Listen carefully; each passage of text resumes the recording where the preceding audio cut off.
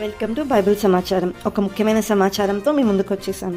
అన్యాయంగా సంపాదించిన సంపద, ఒకరిని బాధ పెట్టి, కష్టపెట్టి, నష్టపెట్టి మనం ఎంత సంపాదించుకున్నా, దొంగతనం చేసి అన్యాయంగా దోచుకున్నా ఆ సొమ్ము మన దగ్గర నిలవదు. ఏదో ఒక రకంగా కష్టాన్నే తెచ్చిపెడుతుంది.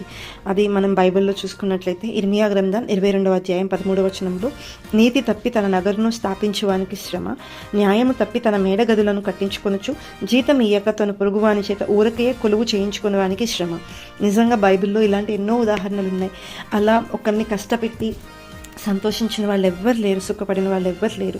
మన నిజ జీవితంలో కూడా మనం ఒకరిని బాధ పెట్టి సంతోషంగా ఉండలేము.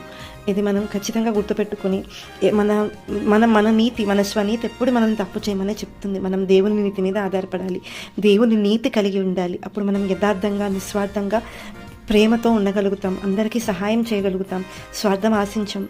ఈ సమాచారం మీకు ఉపయోగపడిందని నమ్ముతున్నాను. Thank you.